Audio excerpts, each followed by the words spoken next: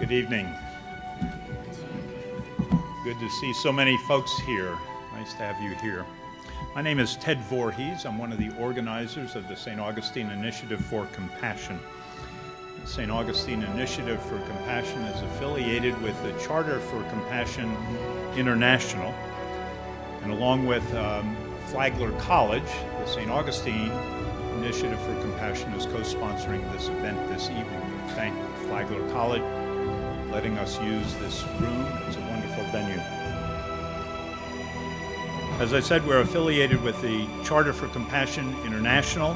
The Charter for Compassion is a document that transcends religious, ideological, and national differences. Supported by leading thinkers from many traditions, the Charter for Compassion promotes what is often called the Golden Rule, that is, treating others the way that you would like to be treated yourself. St. Augustine Initiative for Compassion was instrumental in having the city of St. Augustine recognized by the Charter for Compassion International as Florida's first compassionate city. From time to time, we, the initiative, sponsor some book studies, lectures, interfaith dialogues, and other events to create and nurture compassion in the nation's oldest city. Now, some of you know that I am married to Karen Goldman, author. Not long after meeting Karen, I thought to myself, what is an Episcopal priest doing falling in love with a Jewish journalist? Karen and I obviously found more in common with each other than what separated us, and we continue to do so. So the Charter for Compassion, which finds that common element among the world's major religions, seemed like it was calling us to do something. But this is about all people, people of faith and people outside of a faith tradition, but ethically drawn to treating others with the respect with which they would like to be treated themselves. If you'd like to know more about the St. Augustine Initiative for Compassion and some of our work, we have some brochures over on that table, a frequently asked question thing, and we have our, if you'll, the email, the web address is on that, and you can go and look at the website for that. We have a donation box, a repurposed priority mailbox on the way out, if you would like to leave a donation with us. If you know anything about the Episcopal Church, you will know that we are just a stone's throw away from being Roman Catholic. And that is exactly what they did back in the 16th and 17th centuries. They threw stones at each other. Violence in the name of religion is as old as religion itself. And in a city whose history includes battles involving the Spanish, the French, the British, Native Americans, and even has a river named after a bloody massacre, violence is nothing new to the people of St. Augustine. Yet amidst the violence, there has also been another incarnation. During the Civil Rights era, when racial hatred prompted beatings and even shootings in this city, there were people of nonviolence who spoke with another voice, a voice of compassion. In today's world, with terrorism in the name of religion in our headlines almost every night, there is another voice that is calling all of us, and that is the voice of compassion. Tonight, this symposium will address some of the issues we face as we look at the God Squad, killing in the name of God. With us tonight are Reverend Kyle Reese, Rabbi Joshua Leif, Dr. Parvez Ahmed, and James Rowell will be the moderator, Dr. James Rowell. Reverend Kyle Reese has been a pastor at Hendricks Avenue Baptist Church in Jacksonville since 2006. Kyle is on the board of San Marco Rotary and a youth leadership, Jacksonville. He is part of, as are these others, part of WJCT's First Coast Connect God Squad, which you'll hear sometimes on Melissa Ross's First Coast Connect in the morning. It's a group of interfaith leaders who provide commentary on local and national issues from faith perspective. Rabbi Joshua Leif is a senior rabbi at congregation Ahavath Chesed. Originally from Wheeling, West Virginia, Joshua attended Princeton University and the Hebrew Union College, Jewish Institute of Religion. He serves on the board of Community Hospice in Jacksonville, is a member of the Downtown Rotary Club, and a graduate of the Leadership Jacksonville New Leadership Summit. Dr. Parvez Ahmed is Associate Professor of Finance, Coggins College of Business, the University of North Florida. Well, Dr. Ahmed is recognized scholar in the field of finance. He is best known in Jacksonville, in the Jacksonville community, as a leader in civil discourse around the issues of faith and religion, working diligently to build understanding and diminish bias and bigotry among people of differing faiths and cultures. He serves on the Jacksonville Human Rights Commission, the boards of the Museums of Science and History and World Affairs Council, and the American Civil Liberties Union and the Council on American Islamic Relations, among others. And our moderator is Dr. James Rowell, who is an assistant professor of religion here at Flagler College. He is the author of Gandhi and Bin Laden, Religion at the Extremes. Obviously a good choice for being the moderator tonight. He was born in Massachusetts, educated at the University of Massachusetts, University of New Hampshire, and the University of Pittsburgh in anthropology, politics, and religion. Dr. Rowell affirms a broad-minded approach to the study of world religion and politics as essential for future peace and reconciliation. Let's welcome our panelist.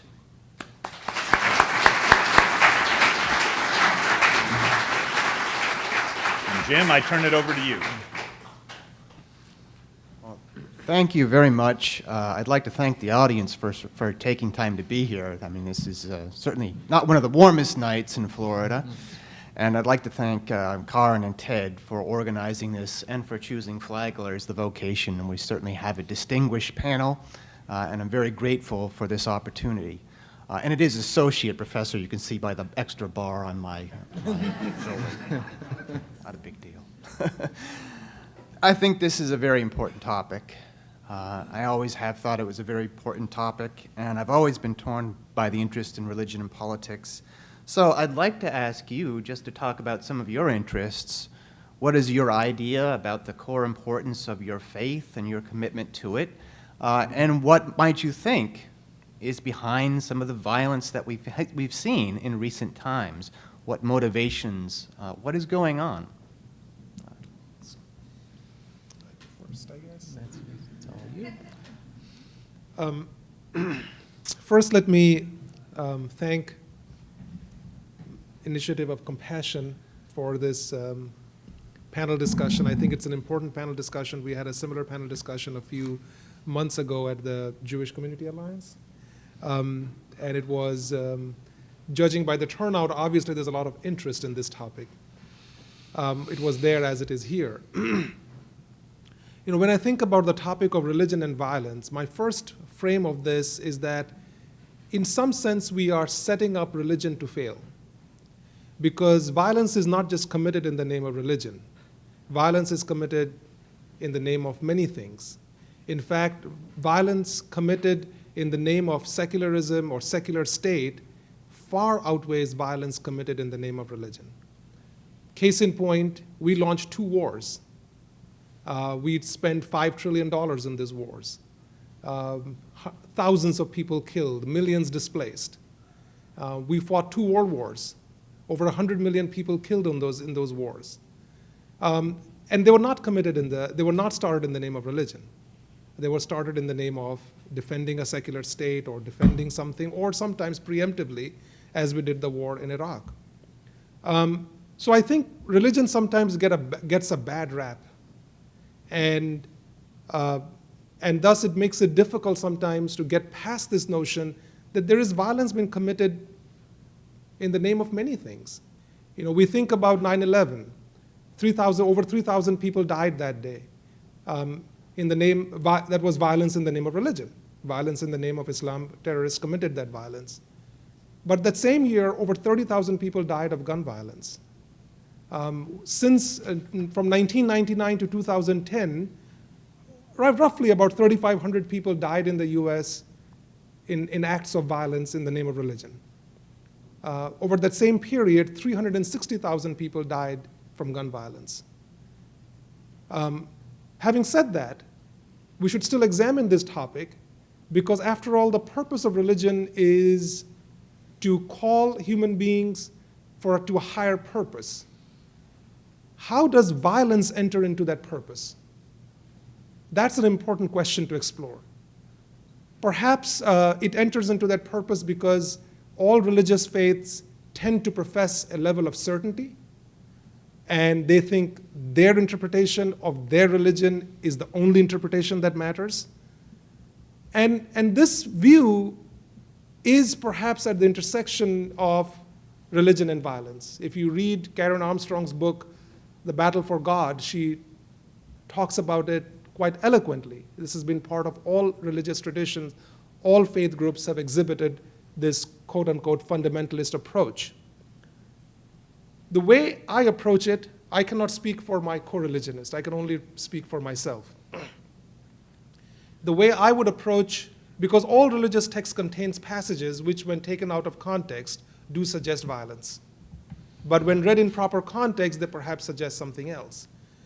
Every faith claims that their book, their holy book, is the Word of God.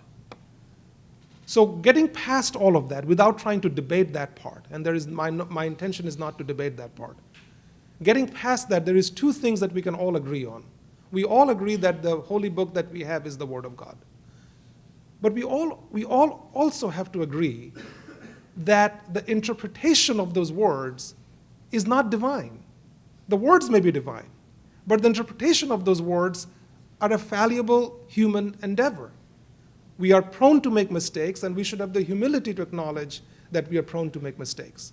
So I will just end my closing part of my opening statement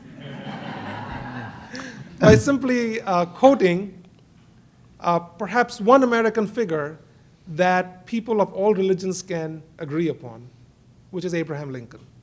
One of my favorite quotes from Abraham Lincoln is that I do not profess that God is on my side, I strive to be on God's side. Certainly some wonderful sentiments. I've often told my students that just because you claim to have an infallible text doesn't mean you're an infallible interpreter of that text. I think that's a good distinction to keep in mind. Rabbi Leif, would you care to? Well, I hate to disagree with my dear friend and colleague, Dr. Ahmed.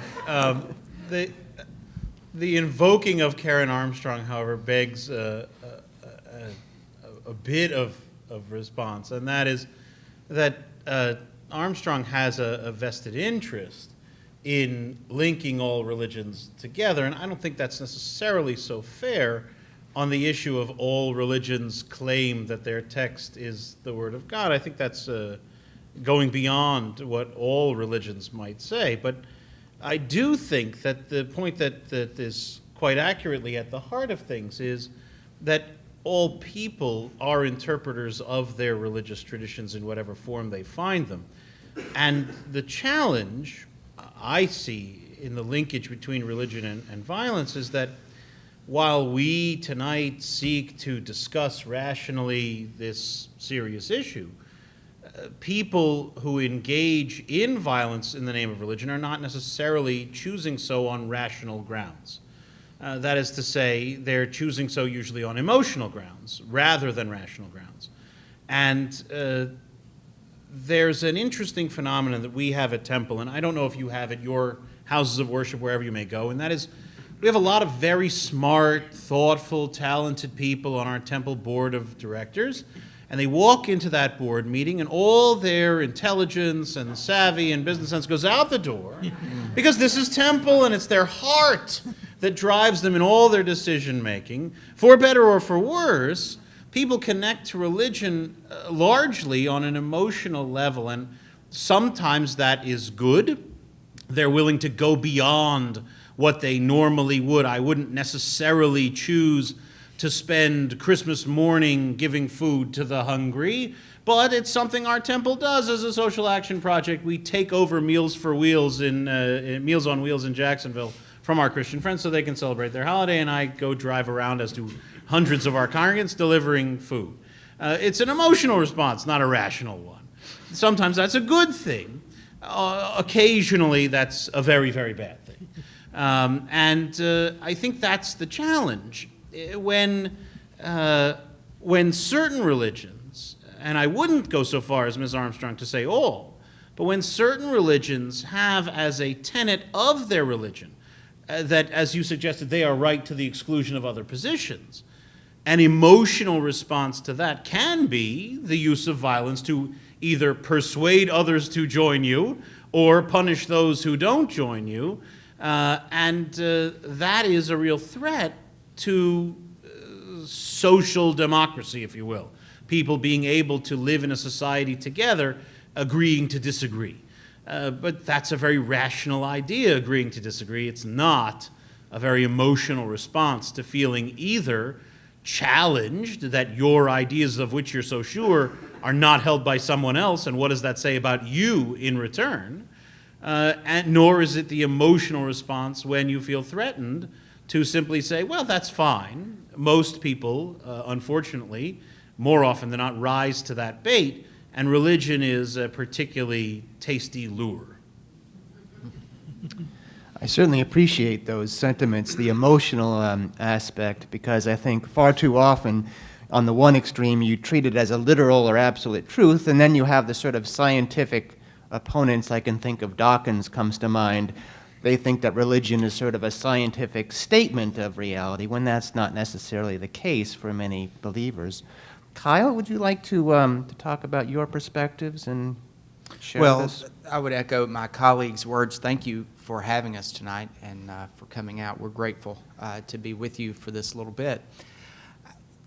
I think violence, as it relates to religion, from my perspective, you have to look at the overriding reality of what's happening, and it's fear-based.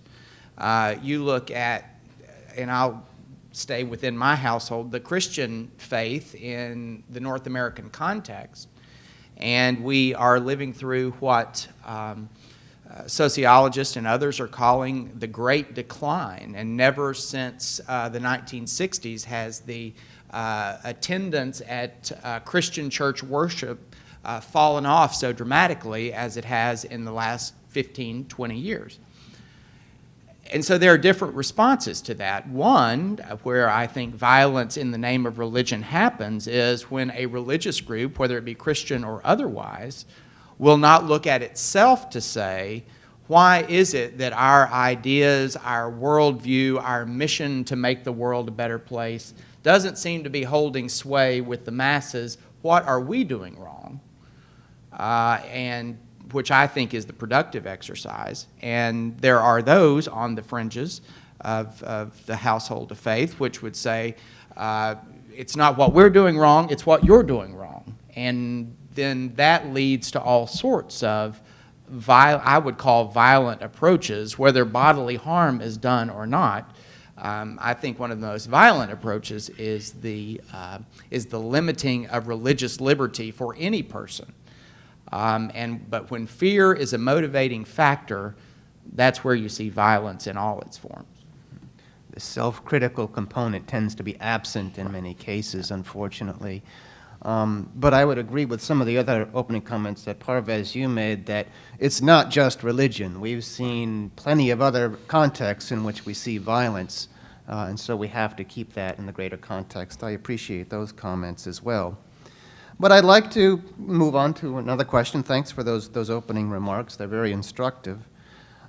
However, if most religions do advise against violence, offensive violence, and may at least recommend at least only defensive violence, why is it that we've seen so many terrorists claim that violence is justified by their religion? Is this just a complete misperception? Just like to invite your comments, I guess, beginning with you, Parvez, on. If you look at empirical studies, and since 9/11, there have been a couple of major empirical studies that have been done on this recent phenomena of suicide bombing, which is really a modern-day phenomena. Probably dates back to the 80s, started with bombings in Sri Lanka by the Tamil Tigers who were fighting for independence of their homeland, and then it moves on to the Middle East, where Hezbollah and Hamas and others so to speak, perfect the art, if you may call that. When you look at empirically removing the emotional response that one may have to this, because our first emotional response after 9/11, actually our first instinct was a good instinct. Our first instinct was to look out for everybody. And then we started the blame game. We started to find scapegoats. So if you avoid that instinct of looking for scapegoats and try to look at just the data objectively, as academic researchers have done, most namely Robert Pape of the University of Chicago, you can read his book. The title of his book is Dying to Win. The Strategic Logic of Suicide Bombing. It's an interesting title. And Robert Pape's work was actually funded by the DoD. And his conclusion, in an exhaustive study, is that religion is not the motivator for suicide bombing. Even though it appears to be that, it is really not the motivator. Religion, at best, he said, could be a contributing factor, but it is certainly not the sole factor. Because if you remove the other elements that animate the terrorists, animate the fundamentalist, then religion in and of itself would not be sufficient to provoke that violence. So there are other social factors such as occupation of another person's land, social or political factors like occupation, or perceived threat against an ethnic community, or perceived threats against religious freedoms, perceived threats against occupation by foreign armies, whether in Middle East or in Pakistan or Afghanistan, and so on and so forth. So these are some of the other factors that have contributed to violence. But religion has been a very convenient and a very powerful way to motivate that violence, undoubtedly. While these other factors are the primary factors, religion in some sense has allowed powerful imagery. Because religious texts speaks in absolutes, generally.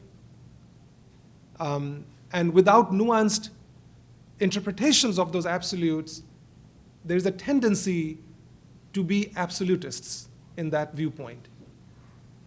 And thus, religion becomes a very powerful imagery. As Joshua mentioned, that people approach religion with emotion. Committing terrorism, killing innocent people, cannot be a rational act. It is an emotional response. So the people who train these suicide bombers, they need an emotional hook. But the fact we see that suicide bombing has been used by people claiming to do so in the name of religion, and people claiming to do so in the name of freeing their homeland, like the Tamil Tigers in Sri Lanka. So religion in and of itself is not sufficient, but it certainly can become a powerful motivator of that phenomena. But if you are able to address the broader social, economic, political issues, then you would be able to not eliminate terrorism, because terrorism is as old as human history is. They date back to the early days of Roman Empire. The challenge that we face today is because of the low cost of these terrorist acts and the spectacular results that they cause. With a few $100,000, they can blow up a building. They can cause unimaginable damage. And so anybody can get into that act, so to speak. That's where the danger is. And yet at the same time, we have to put this in perspective, that all of us seated over here have a far greater chance of dying from a lightning striking us than from a terrorist bomb going somewhere around us. So we have to keep our threats in perspective. And I think after 9/11, the one thing that we have done, we have miscalibrated the threat. And thus we have overspent on the security apparatus, and today essentially we have a security industrial complex. The NSA is snooping into everybody's phone call. I do not know what they will find in my emails or my phone calls, but they're doing that nonetheless. Rabbi? Well, I'm not sure it takes $100,000 to cause the spectacular result of a bomb going off.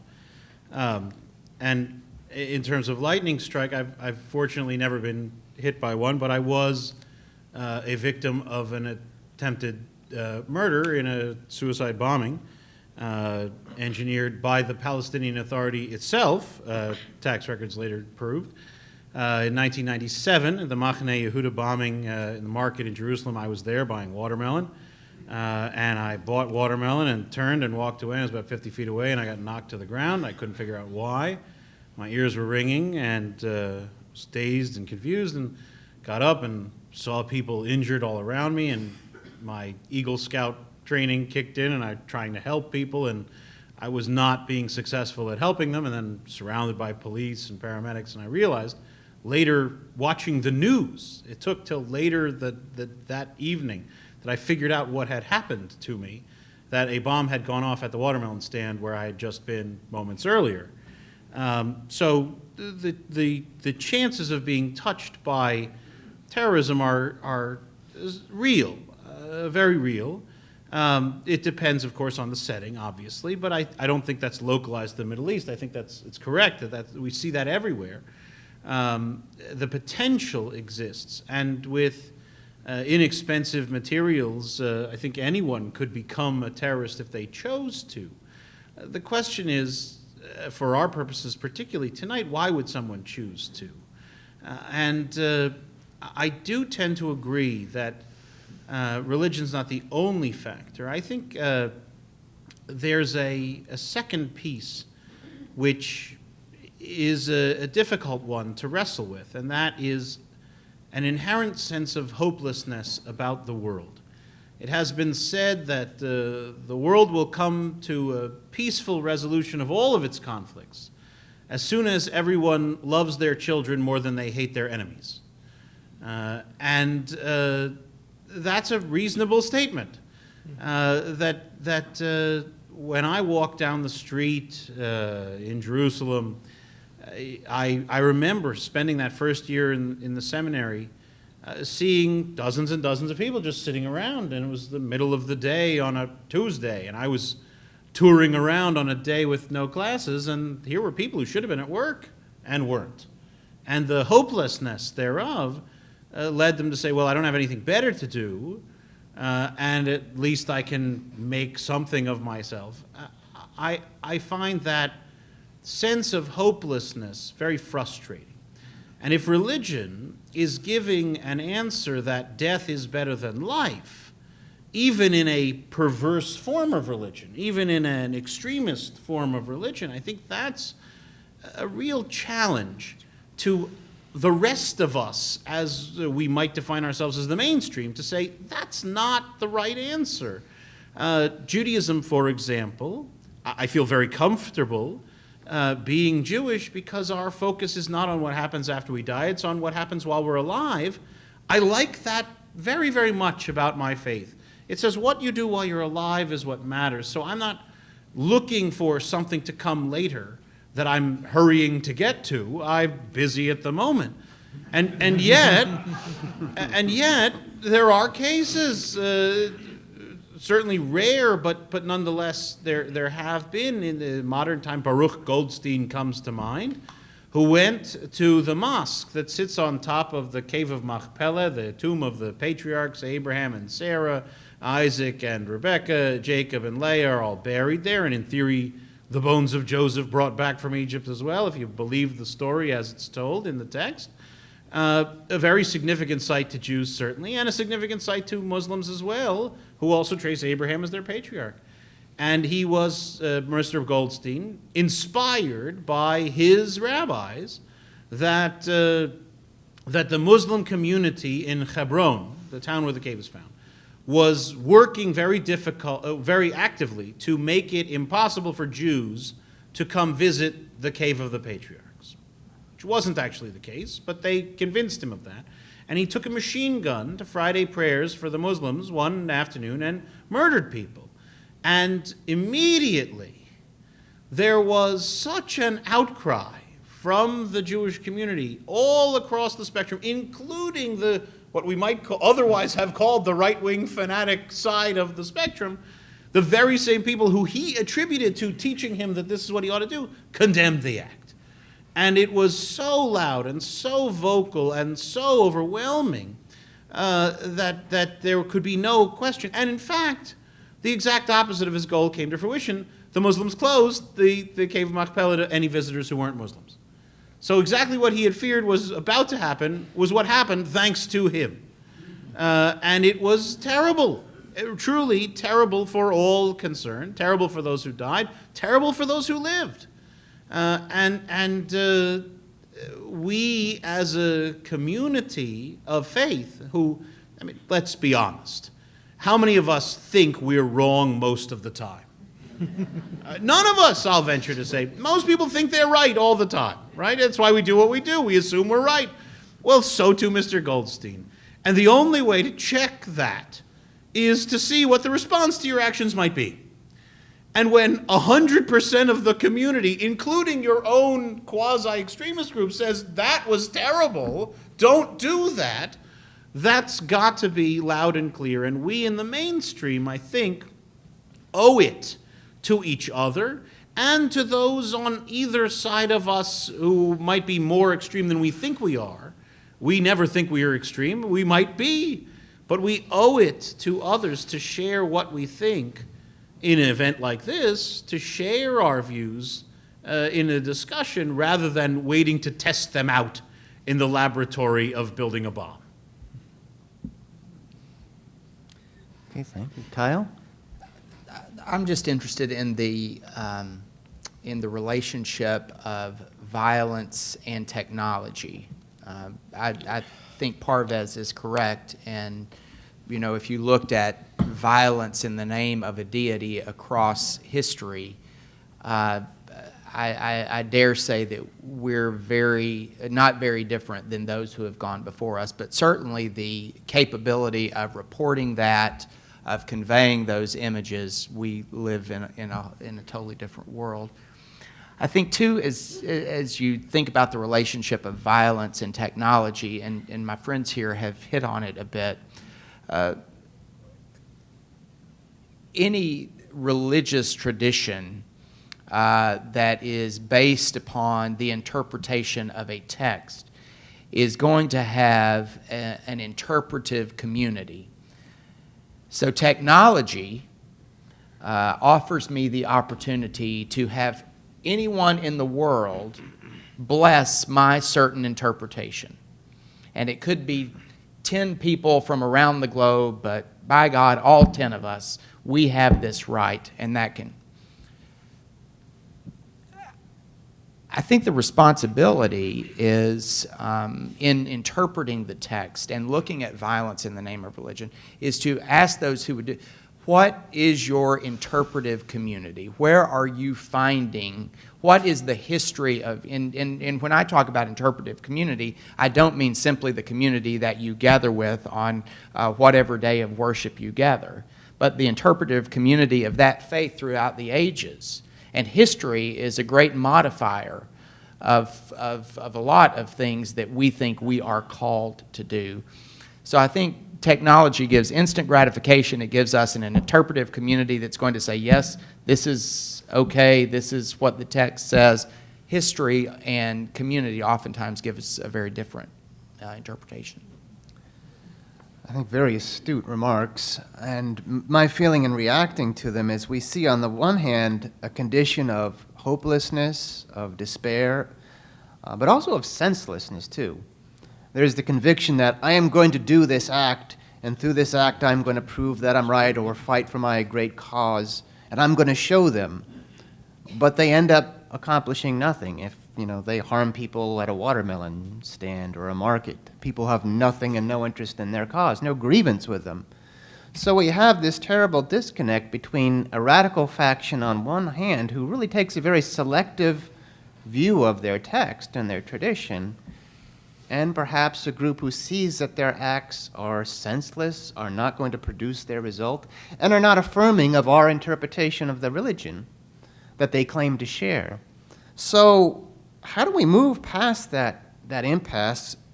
We've been doing it with guns, with the military, but that's not always the most effective tool for killing an ideology, killing a belief, Can we have a religious response, a philosophical response that really gets and perhaps nips this in the bud, undermines their own type of violent ideology? That's I think, is a difficult question. I don't know if you want to share some comments on that. I think it can be done. I think Joshua alluded to that he talked about that when somebody from your own faith community commits an act of violence in the name of your faith, then it is incumbent upon the mainstream to speak out loudly and speak out repeatedly.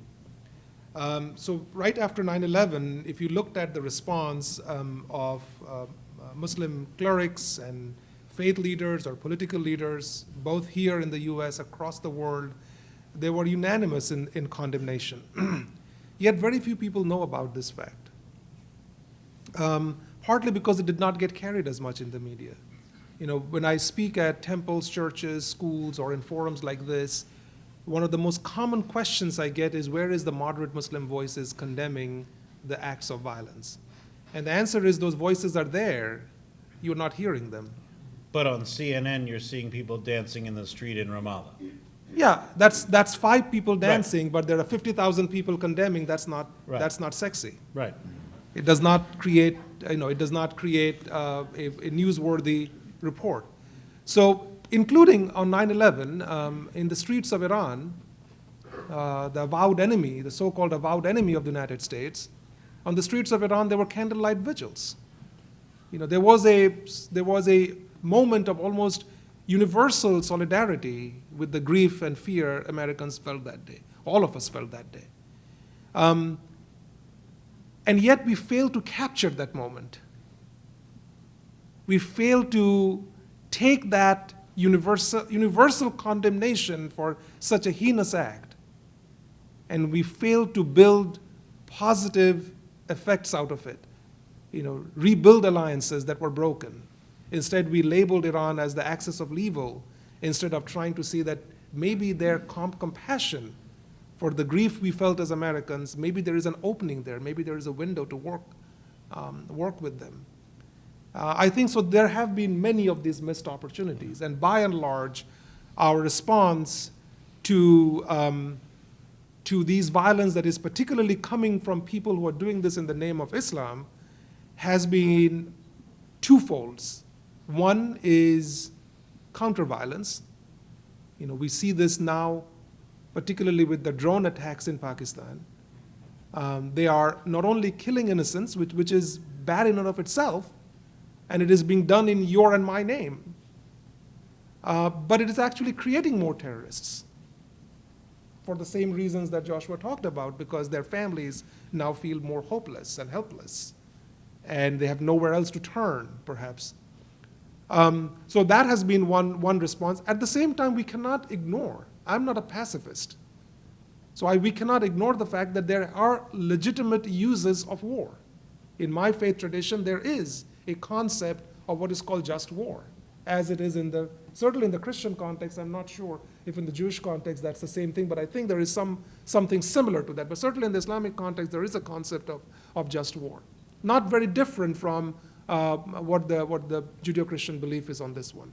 Very similar to that context. So I do concede the point that there is a response to terrorism that has to be done through security apparatus, through wars, maybe through targeted violence. But that cannot be the entirety of our response, which it has been by and large. The second response we have had is to think about Islam and Muslims as a backward culture, as a medieval culture. So it has been to talk down about Islam and Muslims, to ignore what could be legitimate grievances that people feel. There are many Muslims around the world who may share with some of the terrorists their political grievances, but would be distancing themselves from the methods by which the terrorists choose to express their grievances. And so we fail to distinguish between that. We lumped the people who have similar grievances into the same group, and we thought that their civilization is inferior. In fact, you know, that was the clash of civilization point of view that was promoted by people like Samuel Huntington, which actually led to the policy that the Cheney-Bush White House then crafted in the Middle East. So certainly, and we see the results. After trillions of dollars of wealth that we have spent, thousands of American lives lost, hundreds of thousands of other lives lost, millions displaced. How does Iraq look today? How does Afghanistan look today? As bad as it looked 12 years ago, as bad as it looked 10 years ago, if not worse. So things have only gotten worse for us. So obviously the security approach is not helping us because we have not invested enough in the approach that probably could lead to more lasting results, which my colleague at the University of North Florida, Ambassador Nancy Soderberg, calls the prosperity agenda. We need to invest in that prosperity agenda to remove that sense of hopelessness and helplessness that people feel. Rabbi? Well, I think that the prosperity agenda is certainly the goal. Wealthy people don't usually want to kill themselves to make a point. They're usually pretty content to live in their wealth. Case in point, the ornate room in which we sit at the moment. But I think that the challenge is getting to the table.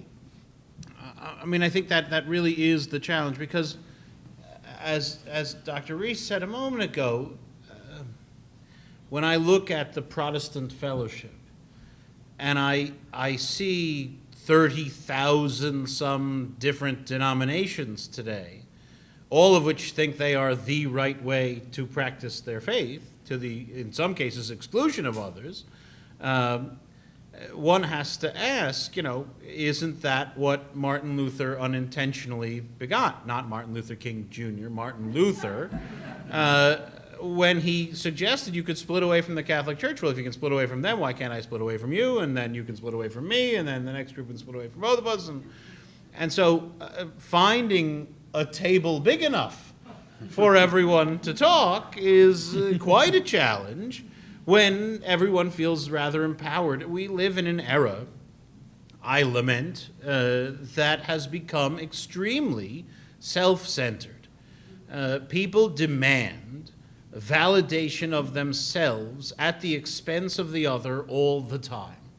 Now, you may take issue with me for what I'm about to say next, but I don't care because I'm that self-centered. But I take issue. And I knew you would. But I find text messaging to be a wonderful example of the trend. I have a darling wife whom I love dearly. Our anniversary is coming up this week. She loves to send me text messages, one after another after another. And I'm not a very fast typist with all 10 fingers, let alone with one trying to go at the texting. And I say, honey, one phone call lasting at most a minute and a half would have answered the equivalent of 20 texts back and forth of, what are we having for dinner tonight? I've got a lot more work to do than figuring this out, and it's taking much more time. But texting, the key to texting is this. I shoot you the message at my leisure, and now you are obligated to reply to me promptly. I don't have the time to talk to you on the phone about it, but you're now on the clock to get back to me. If that's not selfishness, I don't know what is. And the proliferation of instantaneous gratification demands is endemic to our society as a whole. And so finding a group of 10 people online to validate your beliefs isn't necessary. I found a group of 1. And therefore, everyone should kowtow to me, is a position being held by more and more and more individuals, not only in our American society, but I do believe around the world. When we look at the number of groups that claim responsibility for terrorist acts, I think it was an interesting study that the State Department put out a few years ago that said, yes, Al-Qaeda had lost its centralized leadership with the death of bin Laden, but they seemed much more active because so many little groups had started up here and there and everywhere. And so I see that as challenging not only to us, the United States, the intended target of so many terrorist attacks, but also I see it as a challenge to Al-Qaeda to maintain a consistent message. Right? I mean, they have all those little splinter groups who each now think and act and do for themselves some things that the rest may have agreed to, other things that may be so heinous we wouldn't have given the okay to that. And the more we become self-centered, the harder it is to gather with others and, as Kyle suggested, and as Parvez suggested as well, hear that feedback of, no, that's beyond the pale of what we as a group stand for. That's not relevant if I don't care about the we, if I really only care about the me. And in some respects, Judaism's a very communal religion. We are required to be part of something larger than ourselves to practice our faith fully. That doesn't keep the members of my congregation from each having their own interpretation of how they wish to engage. But it does keep them from claiming that they speak on the behalf of all of us. I'm not certain that the same argument can be made across the board. I think there are lots of people who claim authority, if you will, that is in no way earned by the validation of the opinions of others. And that's a threat to anyone who wishes to have a community-focused world. Thank you. Kyle? What's the question again? I was formulating my next text message to Rabbi Leif. No, I think I think this whole instantaneous, it's hard work. It's hard work to sit down at a table with someone with whom you disagree and work through those issues and find those places that you can work together. It's much easier to go to a web page and find a hate group, if you will, that there it is. That's who I am. I'll go. So there's no way around the difficult work it is to live in and manage difference. And I think it is incumbent on people of goodwill to find missions in our world large enough that invite others to come alongside us. Here is the alternative. Your alternative might be to go picket here or frighten someone here. Here's our alternative. We're going to make sure that in Jacksonville, Florida, there is no one who's going to go to bed at night without a roof over their head. Get together on that mission. But it's hard, and it takes time. Yeah.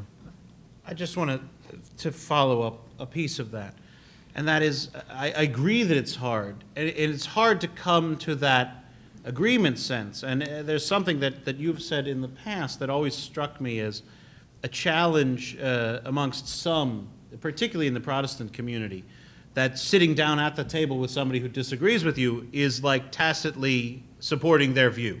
If you're willing to talk with them, it means you're giving credence to them. And I'm always cheered by the fact that I'm fortunate to count Mac Brunson, senior pastor at First Baptist Church in downtown Jacksonville, as a good friend. And Pastor Brunson leads by far the biggest church in our community, 26,000 members strong, and very socially and politically conservative, and very much of the mindset that theirs is the right way to think and believe, in some respects to the exclusion of other ways of thinking and believing. And Mac and I get together from time to time, and we disagree on almost everything, except one crucial point, and that is that each of us very, very passionately supports the right of the other one to think differently. And there isn't a violent nature to the confrontation of our ideas as a result.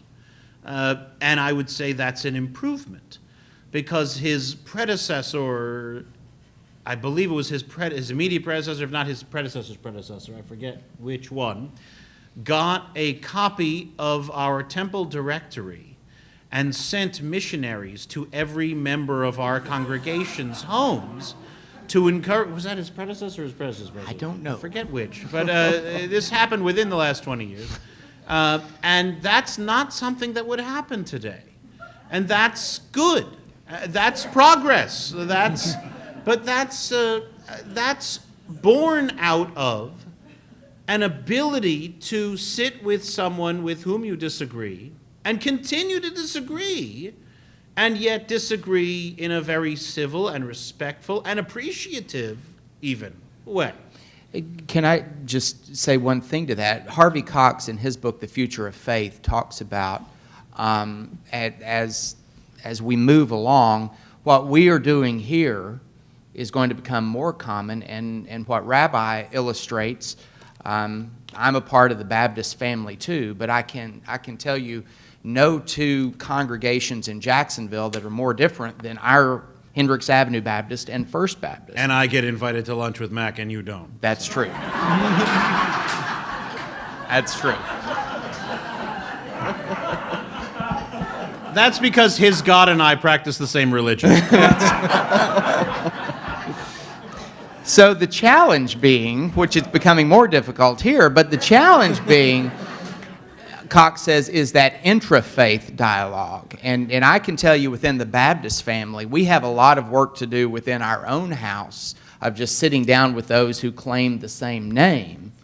And you talk about difficult. That's because there is that guilt by association that you have to overcome. Can I just two things I want to pick up on Kyle's point about the interfaith aspect of this. But before I come to that, I want to give you two examples of things that both Kyle and Josh talked about, which is first the army of one phenomenon, and how potent that army of one can be. We saw that in our own backyard when a pastor not too far away from us in Gainesville, essentially an army of one, a very small church, maybe handful of people, not more than a dozen people probably attend the church, that one person could bring such world attention based on his insistence that he was going to burn the Quran. That's the irrationality part of it. Nobody could figure out what would he achieve by that. Right. And yet he was insistent that that's what he was going to do. So that's the army of one thing. And then the idea that Joshua spoke about, now you have this phenomena, you have Al-Qaeda, and from that there are splinter groups of splinter groups, and then who do you control? How do you even address? And sometimes you don't even know what their grievances are. At some point you forget, you can't even figure out, like, why are they killing? What's their issue? Just a couple of weeks ago, watching Jon Stewart, that's where I get my news from. So he mentions that the Al-Qaeda has disassociated with one of the Syrian groups and told that they're not part of us anymore. We disavow their violence. So now they have categories of violence, that our violence is the right one, but their violence is too much. They're going too far. But that links us to the intrafaith aspect of it, because if you look at people who are killing in the name of Islam, they're killing more Muslims than people of other faith. Not that one is better than the other. But that's the intrafaith aspect of it, and this is, the danger of committing any kind of a revolutionary movement through violence. I had a friend, I had once met a person who was part of the anti-apartheid movement in South Africa. He came to lecture at university. I was teaching in Pennsylvania, and we had a good conversation after that. He is a Muslim. He was part of Nelson Mandela's circle of people who were vocal in defeating apartheid in South Africa.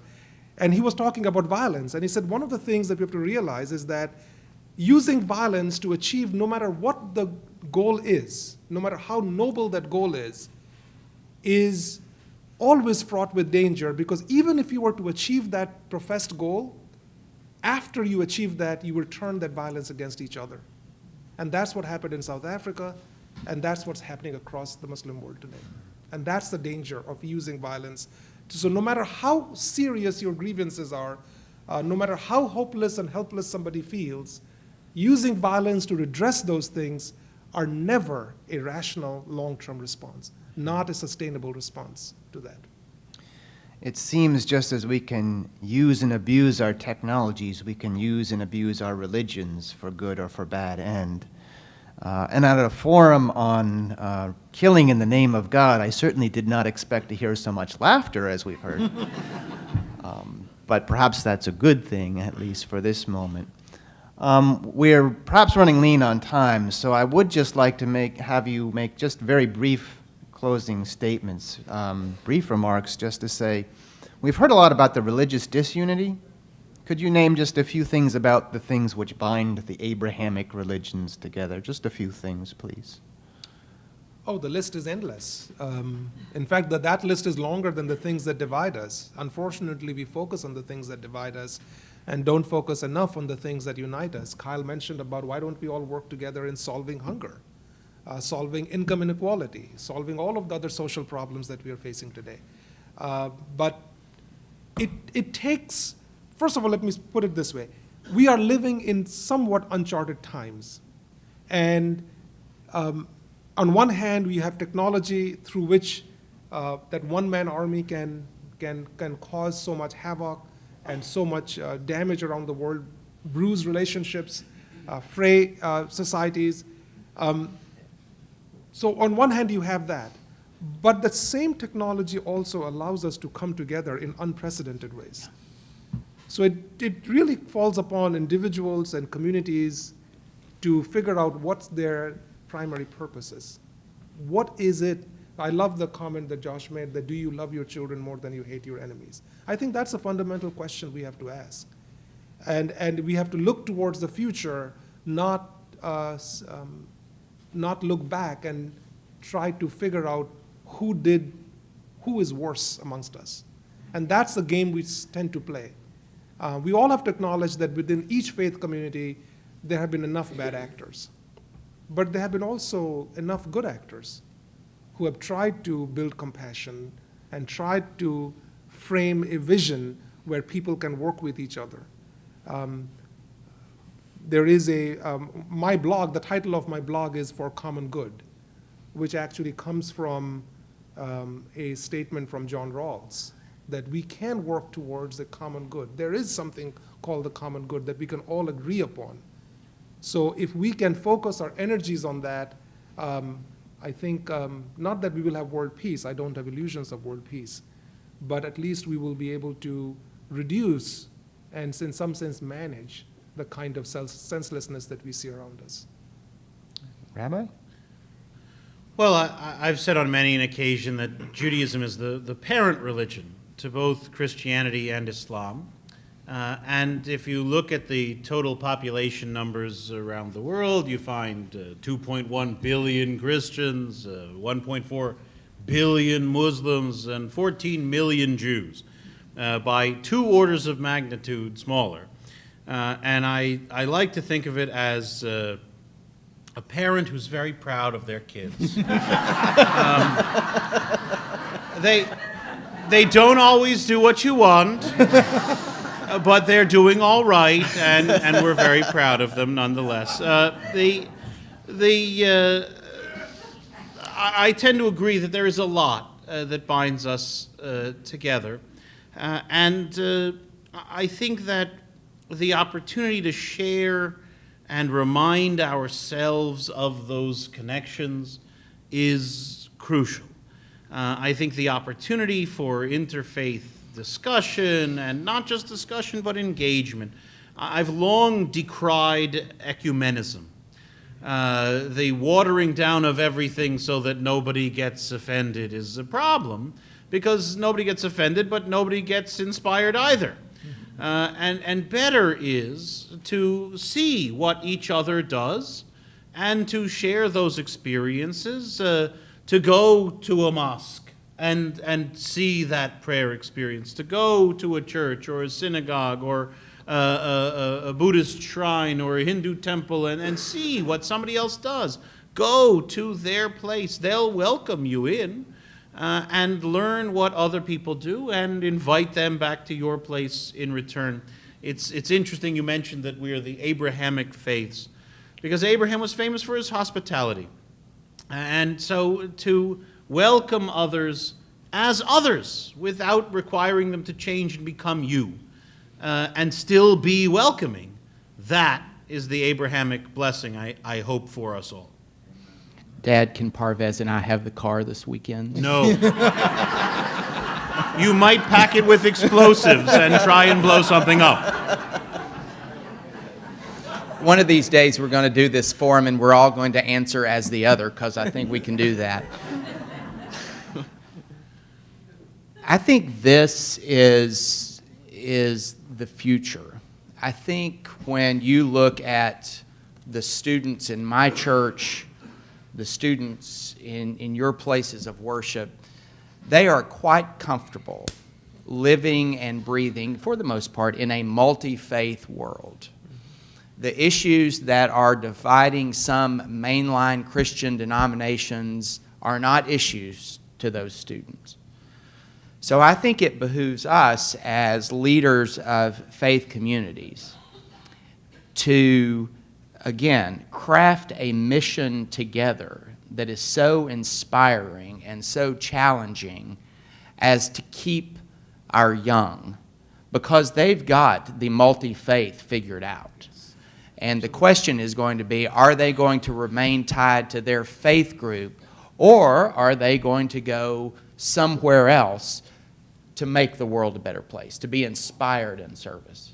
So I think, again, it boils down to what mission can we do together that harnesses the energy of the young, because the young, in my opinion, are much further down the road than we are. Okay. Well, thank you very much. Thank you.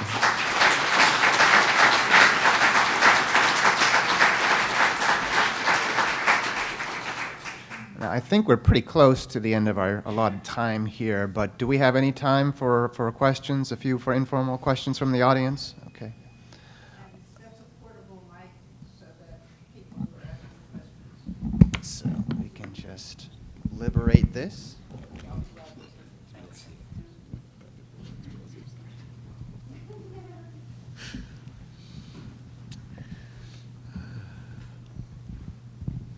Hi, Nell Tunsman, Episcopalian.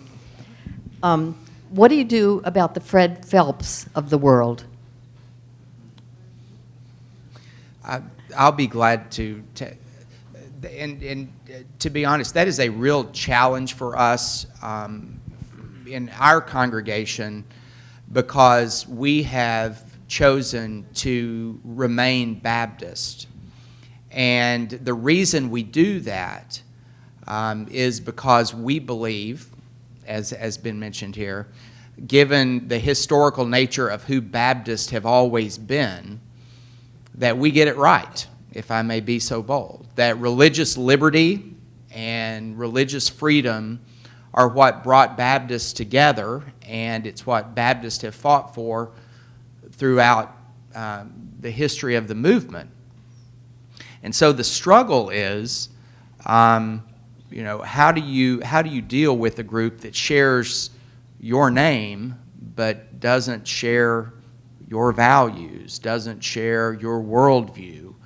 And that is a real challenge. We try to do everything we can to say, what historical Baptists believe and do. But to be real honest, on most days it's very frustrating, because their message and the Baptist brand are identified with things that most folk in our congregation would find repulsive is a strong word, but a little shy of that.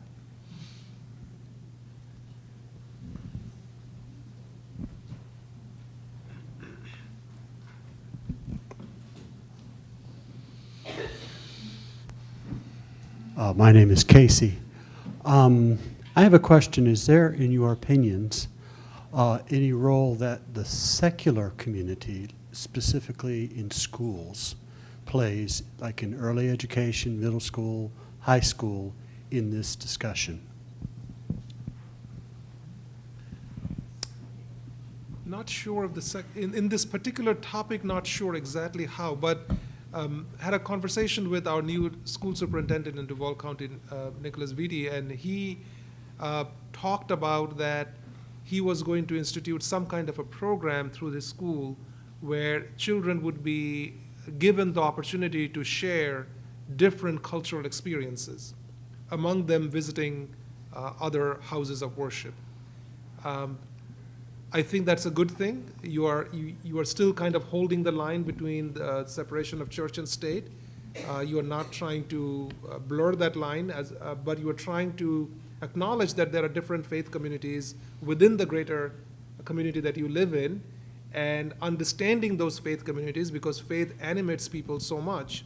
So much of a person's identity could be based on faith. Those who are practicing that faith, certainly their identity, so much of that is based on their faith. Understanding it and being religiously literate is a good thing. So that kind of a dialogue can certainly help, even within a secular. I'm not sure if it answers the question. I would argue three things. One would be that religious literacy piece. In many of our high schools, there are comparative religion classes, and we at the Temple are constantly hosting groups of students who come to us to learn about Judaism, so on and so forth, through those kinds of classes. I believe they also go to the Islamic Center, and they go to the Buddhist temple, and they take a field trip for the day and hit 2 or 3 or 4 different places. And that's one piece, religious literacy. The second piece would be, and things like Holocaust education in the middle school classes, reading books like The Sunflower by Simon Wiesenthal and Night by Elie Wiesel. Those kinds of religious literacy pieces, definitely worthwhile. But the second point I would make is the challenge of the curricula for those classes. That is to say, what are you teaching people about Judaism in the class of comparative religion? What's in the textbook? What are you teaching people about Islam in that textbook? What are you teaching people about Christianity in that textbook? And so on and so forth. Is what's in the textbook what the answer they might get if they went to that house of worship? Or is that an outsider's perspective looking in? I can tell you about Christianity, but I would never claim to speak on behalf of it. But the teacher in the classroom is going to end up speaking on behalf of every religion because they're going to be teaching the class. That's a challenge. And the third piece that I think is important at the schools is the schools, particularly the public school, but even to a similar extent, private school system, are the place where children meet other people. People, some same as them, some different than them. And the way that the school engenders positive interactions amongst people of differences can play a tremendous role.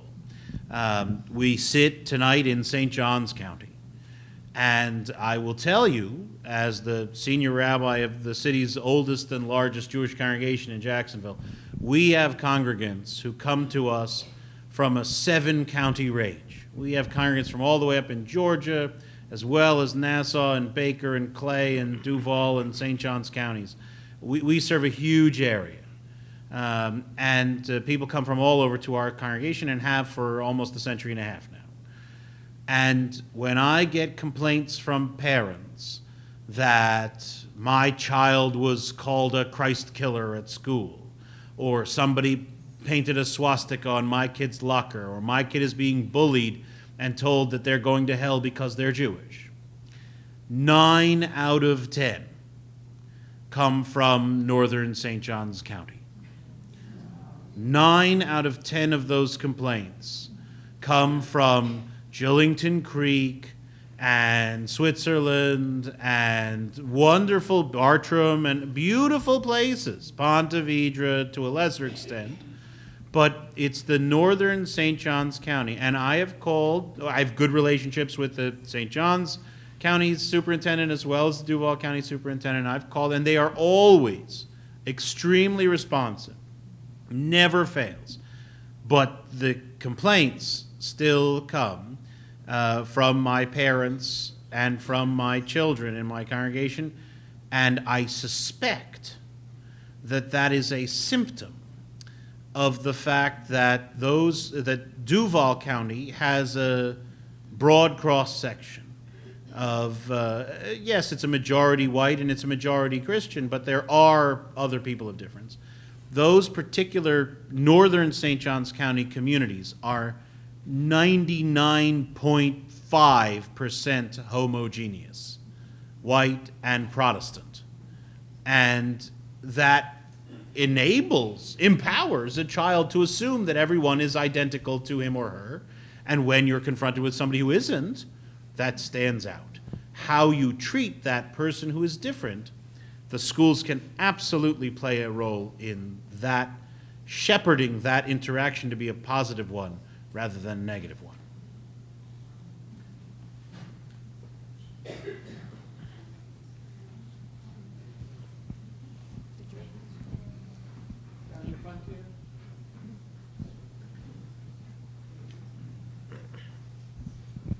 Hi, yeah. A little while ago, you were looking for a person who's wrong all the time. And after 53 years of being married to this wonderful woman, I can say that I am wrong all the time. I'm sorry. I've really appreciated your remarks tonight, but it seems to me that it's irrelevant whether or not religion has killed as many people as other things. Religion does have a part to play in all of this. And I've noticed that the number of people attending religious ceremonies is dropping, certainly in the rest of the world and now in the United States too. And you mentioned that your young people are perhaps drifting off. And I was wondering about the role that ritual plays in all of this. I remember seeing an interview with a Palestinian little girl who said that she's not worried about Israel because they don't know how to pray properly. They stand up and rock back and forth, where the proper way to pray is to kneel before God.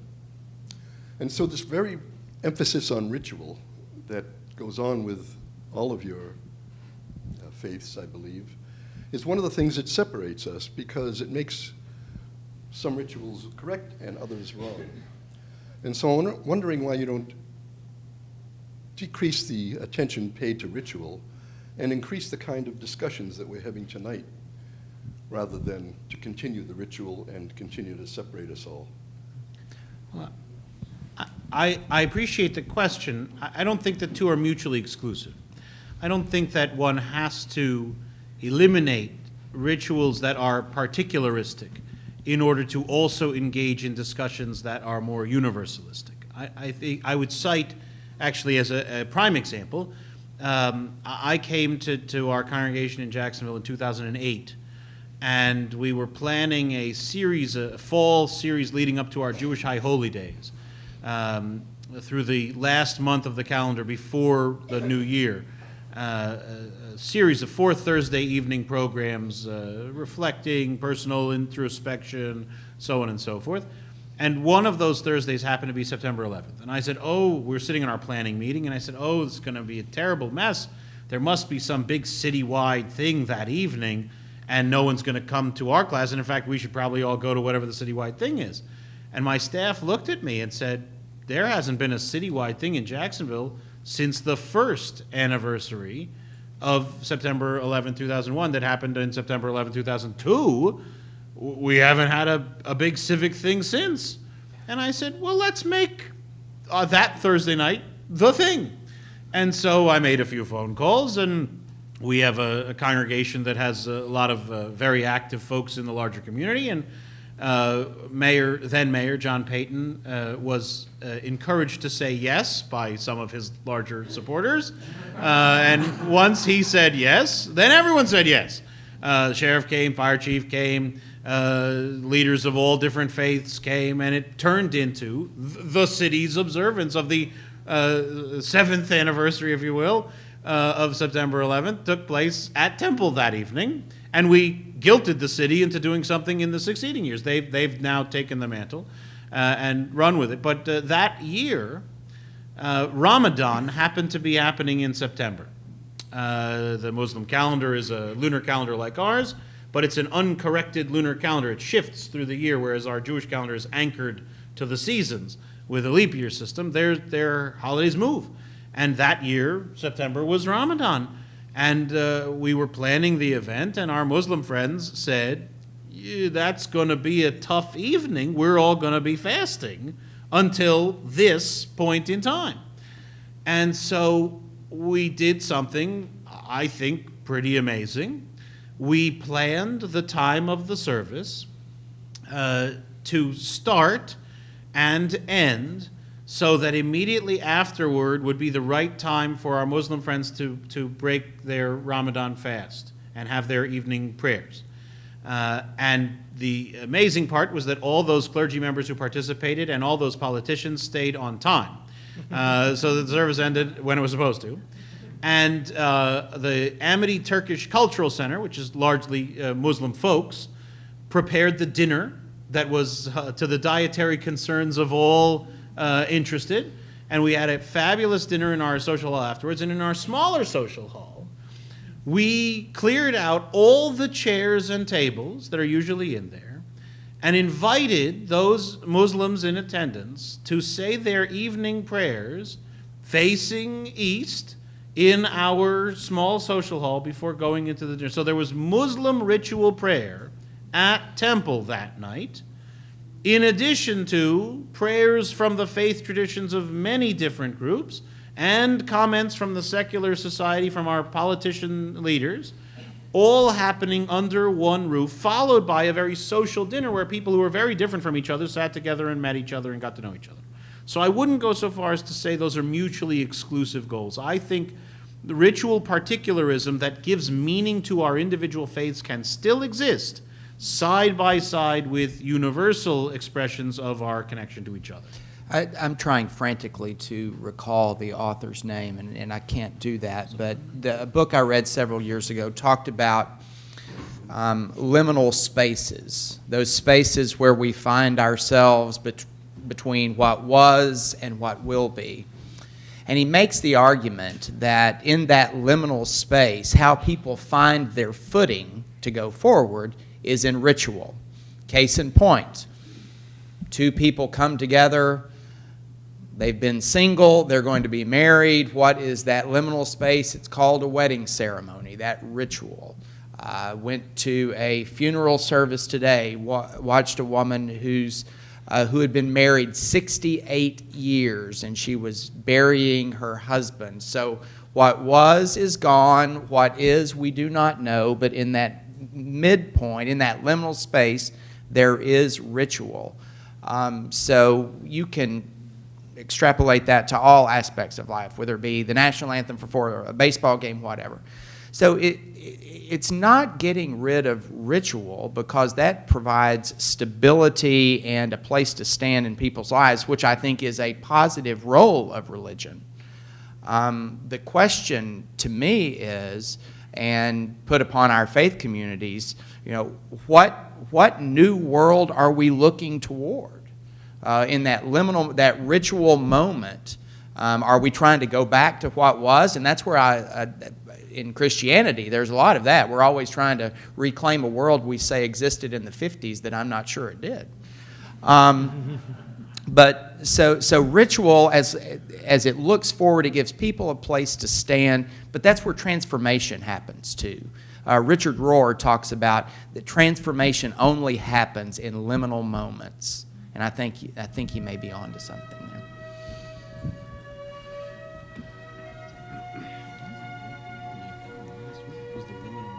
Well, I want to thank everyone for coming here today. I think this has been a very moving experience. I know I've learned and gained from the insight of our panel. I'm very grateful for our organizers, so thank you very much. If you want to perhaps stay afterwards for a few informal comments, but I think that's pretty much going to do it for tonight. Thank you.